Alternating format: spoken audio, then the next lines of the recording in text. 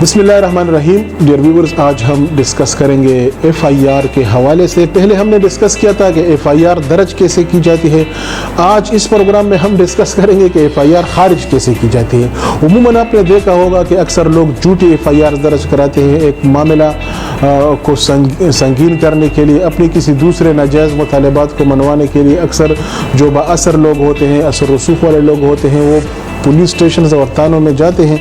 अभी तो कुछ ना कुछ उसमें चेंजेस आ गई, लेकिन जो पुराना और रवायती जो निज़ाम है हमारा, उसमें यही होता है कि झूठी FIR दर्ज होती है। तो जब झूठी FIR दर्ज हो जाए तो उसको खारिज कैसे किया जाता है, इस पे आज हम डिस्कस करेंगे।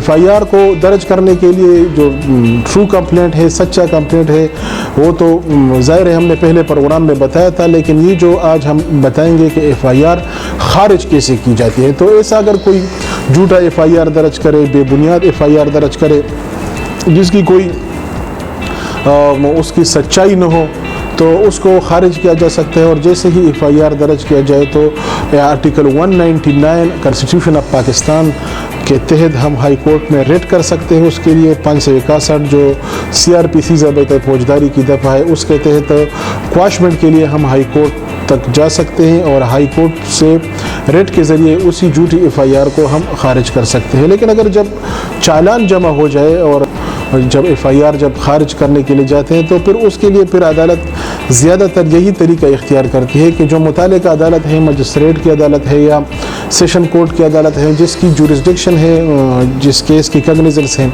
मुकदमा की, तो फिर उसी FIR को रिट पे जाने की बजाय हाई कोर्ट में आर्टिकल 199 कॉन्स्टिट्यूशन ऑफ पाकिस्तान के तहत रिट में जाने की बजाय फिर अदालत में 265 के ज़ाबिता फौजदारी के तहत सेशन कोर्ट में एप्लीकेशन दे रहते हैं। और अगर मजिस्ट्रेट की ट्रायल हो तो फिर यहाँ 249 एक ही एप्लीकेशन हम यहाँ पर फाइल करते हैं। तो वो FIR अदालत अगर बेबुनियाद हो तो उसको खारिज भी कराती है। इस तरह अगर कोई झूठा FIR दर्ज करवाएगा तो उसकी सज़ा फिर 7 साल कैद है। जो आर्टिकल जो सेक्शन 192 और 193 उसमें फिर झूठे गवाहान अगर हो तो उसके ख़िलाफ़ जो उसी मुकदमे में अगर किसी ने झूठी गवाही दी हो तो उनकी भी उसमें वो सज़ा दी गई है। तो ये तमाम चीज़ें ज़रूरी है समझने के लिए कि अगर कोई झूठा FIR दर्ज करेगा, झूठी गवाही देगा, तो उसके लिए फिर क्या तरीक़ाकार है। अदालत फिर उसको देखती है। अगर किसी ने झूठा FIR पुलिस रूल 1155 तो उसके तहत सज़ा हो सकती है ऐसे पुलिस ऑफिसर्स को। तो झूठे FIR हाई कोर्ट के ज़रिए से आप उसको खारिज करवा सकते हैं। अगर चालान जमा हो गया हो तो सेशन कोर्ट में आप 265 के की एप्लीकेशन देते हैं, और अगर मजिस्ट्रेट की अदालत में हो तो फिर आप वहाँ पर जाके 249 ए की एप्लीकेशन देते हैं। तो ये था आज का हमारा टॉपिक।